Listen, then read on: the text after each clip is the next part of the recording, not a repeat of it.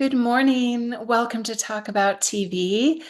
I'm your host for Friday morning show called, it's actually sponsored by Expitality, so it's called Expitality Time. And I just like to come every Friday morning and share some reflections on what I've learned working in the experiential outdoor hospitality space. And this week was amazing. So I'm actually in the midst of a move and things are a little bit topsy-turvy in my life. And I noticed a lot of topsy-turvy in a lot of areas, and I want to just share what I learned from that.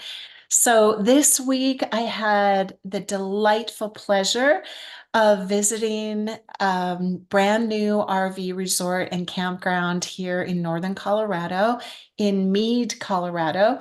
And this is a lovely family who started this business. They have another very, very successful business in the area that is totally unrelated, but they started this business to create a wonderful, fun, new family business and a legacy for their kids and the coming grandkids. Hopefully, I think those are coming too. And so we worked with them briefly on a consultative basis for a few items and some of the interior design stuff. And then they went off on their own and did a lot of things. So I will be sharing about them because it's a very inspirational story. I'll probably have them on to share their story because I think it will inspire everyone. But what I noticed is really what I notice every day in my own business and everyone else's businesses, that I dig into beyond the superficial. And that is simply that the second, well, let me put it this way. It's wonderful that we have milestones, okay? The milestone they had that I was able to celebrate in was a soft opening. And it came about a week early because of the fires here. The town of Mead allowed them to open a week earlier, which brought a lot of people from other campgrounds who were evacuated because of the fires into theirs and gave them some visibility and exposure. It also allowed them to have what I would consider a soft opening. And the second you have that milestone, you become painfully aware of any operational deficiencies that are existing. And there's always going to be something, right? And it's always an ongoing development and iteration of your initial vision. And I was just thinking, I mean, that's happening in my business, always has every business I've ever had. And it's so very much like the writing process. I have a friend who is an extraordinarily successful writer. He's brilliant and he's devoted his entire life to his writing. And he said to me a few weeks ago, I read a chapter of one of his books and I was stunned. I was so pulled in to the experience of reading, and it took me into another dimension, like another reality. And that's what we are wanting to do with our guests. And he said to me, if only you knew what I put into that. It took me 3 years to write that chapter. And I thought, sounds like a business because we work and work and work, and especially on something like this group that just opened down in Mead. It's a greenfield development, right? So bottoms up and it never stops. And there are so many circumstances and conditions that you have no control over, and you don't anticipate them coming. It's virtually impossible to anticipate everything.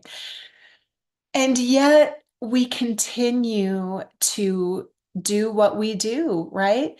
So, one of the things I noticed about this family that is worth sharing here is they continue to return to what is essential. I've actually been rereading or re listening to the book Essentialism because in my own topsy-turvy life, I'm divulging of pretty much everything I own, and I'm completely compacting myself into what is essential. And in doing that, there's a lot of clarity and freedom.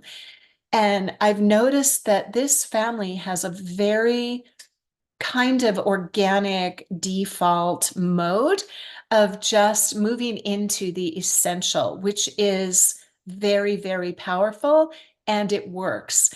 And one of their priorities is to meet the needs of families. So you'll find that everything throughout the park has a sense of magic and story and kind of inviting people into a whimsical world where you don't just walk into the restroom. You walk into the restroom and there's this big playful mural on the wall. So when you look in the mirror, you're looking at this beautiful, like I'll put up some pictures, but this fox and or a little bunny, and so it's engaging for the whole family, not just the kids. There are swings, there's playgrounds, there's trails, there are fun, playful signs everywhere.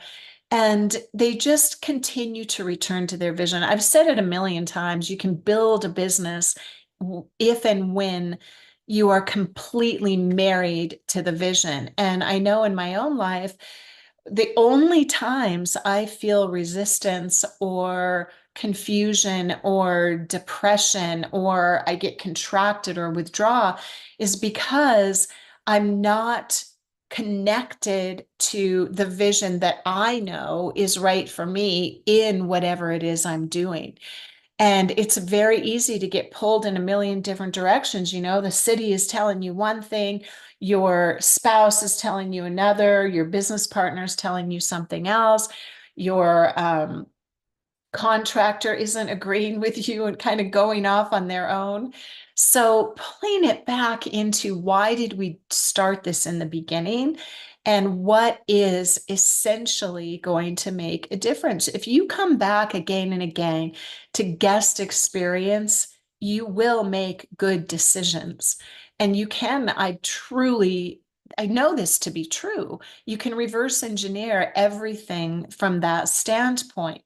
When you're really truly guest centric, every financial decision these people have made is based on what is the end result of this? So how do I phase this experience, this development experience to actually create what is really going to be the proper end result that I wish to have? And you can use this notion of essentialism in absolutely everything that you do. It works financially.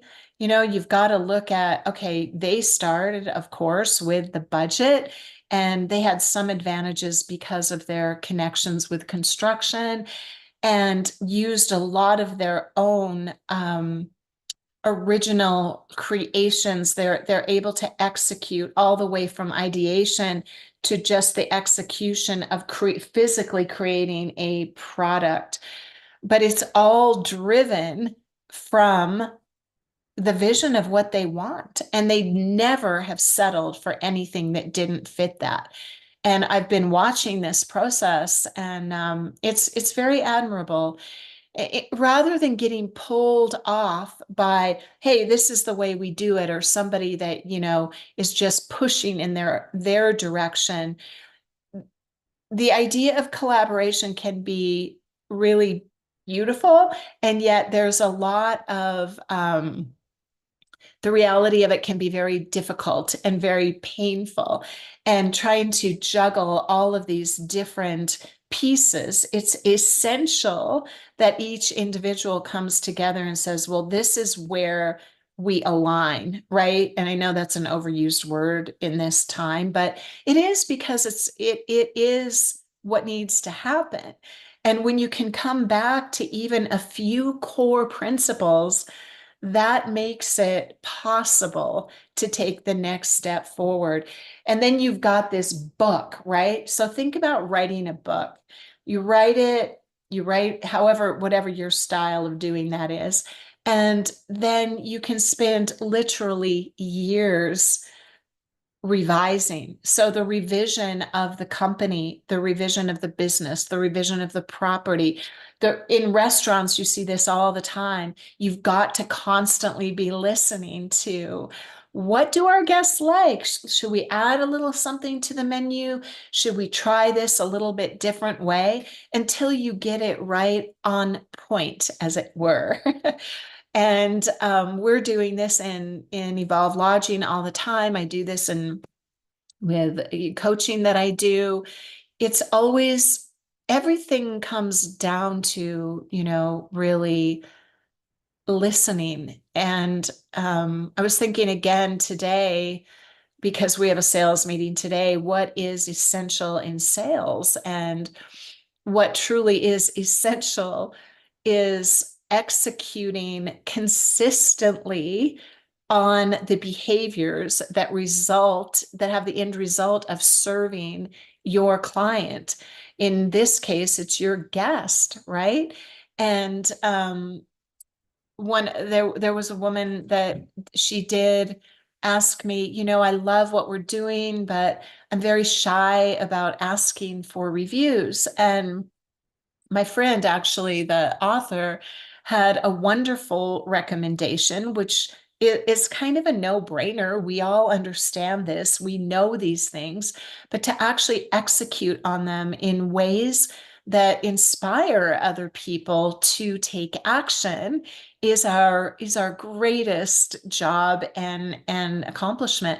So his recommendation was, just tell them, you have to find your own words, but tell them how important it is that they are there and how much you would love to hear their story. And then invite them to share the story of their experience as a review. And, I talk about this a lot, about pulling people in to become the superhero of their story, the whole hero's journey thing. It's so overused, and yet it's impossible to ignore that that's all we are. That's all we're living. This random narrative that we think is real, and then we try to help everybody else believe it too. So when you can really meet the needs of people, to me, that is what hospitality is. And it's no different than sales. It's exactly the same thing. And it really is just being present. And I'm going to end this by just reiterating the fact that people are inspired not by what they know to be accurate, but by what they believe is possible for them. And it's our job to help them experience some degree of what is possible for them and the thing that they want to be possible for them. And that's what, these people are doing on their property. That's what any creation is. We are looking at it and saying, what is possible here? And that's what is going to pull you into it and reverse engineer everything from there. The money, the talent, the expertise, the shovel in the ground, all of that stuff comes from that. And then thank goodness we have the milestones to celebrate along the way, because the second you hit that accomplishment, your soft opening, your version of that, your first draft, there's more. It's the American way, right? Wait, there's more. You get to create more. You get to grow more. You get to learn more so that you can provide in ways that are even more valuable to your guests and your clients. So have a fantastic weekend. Here it's raining in Colorado. We went from 105 degrees to 59 degrees. So that's kind of just like building a business or opening your property, right? It's the same kind of thing. Have a beautiful weekend.